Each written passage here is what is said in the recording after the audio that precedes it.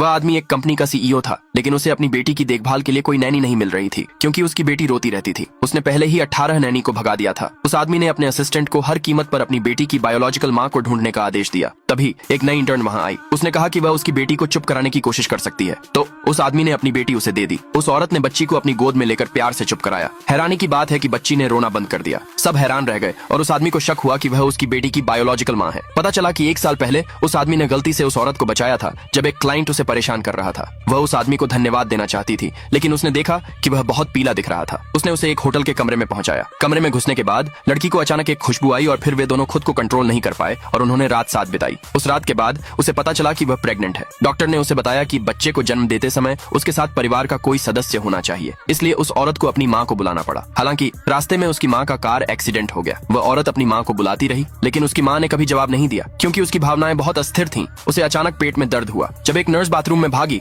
तो उस औरत ने पहले ही बच्चे को जन्म दे दिया था, लेकिन अपनी माँ को खो चुकी वह औरत बच्चे को पालने का खर्च नहीं उठा सकती थी। उसके पास बच्चे को उस आदमी के दरवाजे पर छोड़ने के अलावा कोई चारा नहीं था। उसे पता था कि वह आदमी अमीर है और निश्चित रूप से उनकी बेटी की अच्छी देखभाल करेगा। जल्द ही उस आदमी की नौकरानी को बच्चा मिला। उस आदमी को तुरंत उस रात वाली औरत की याद आई और उसने जल्दी से नौकरानी से बच्चे का पैटर्निटी टेस्ट करवाने को कहा। यह कंफर्म होने के बाद कि बच्चा सच में उसकी बेटी है, उसने अपने असिस्टेंट को बच्चे की माँ को ढूंढने का आदेश दिया। उसने एक डिजाइनर से बच्चे की माँ के लिए हीरे जड़ी एक वेडिंग ड्रेस कस्टमाइज करने को भी कहा। उसने प्लान बनाया कि जैसे ही वह उसे मिलेगी वह उसे प्रपोज करेगा। उस समय वह औरत अपनी माँ को दफनाने के लिए एक कब्र खरीदना चाहती थी, लेकिन वह उसका खर्च नहीं उठा सकती थी। पैसे कमाने के लिए उसने एक बड़ी कंपनी में नौकरी ढूंढ ली। उसे कभी उम्मीद नहीं थी कि इस कंपनी का सीईओ वह आदमी होगा। यह देखकर कि वह औरत उसकी रोती हुई बेटी को चुप करा सकती है, उस आदमी ने तुरंत उसे अपनी पर्सनल सेक्रेटरी बना दिया। जब उस औरत ने सुना कि उसकी सैलरी $50,000 है तो वह बहुत खुश हुई। काम के बाद उस आदमी के दादाजी उसे घर ले गए क्योंकि दादाजी बाहर जाना चाहते थे, इसलिए उन्होंने उस औरत से बच्चे की देखभाल करने में मदद करने के लिए कहा। इसी बीच उस आदमी के असिस्टेंट को पहले ही पता चल गया था कि वह औरत बच्चे की असली माँ है। ये जानकर कि वह औरत उसके घर पर है, वह जल्दी से वापस आ गया। आगे देखने के लिए नीचे कमेंट में पार्ट 2 लिखे।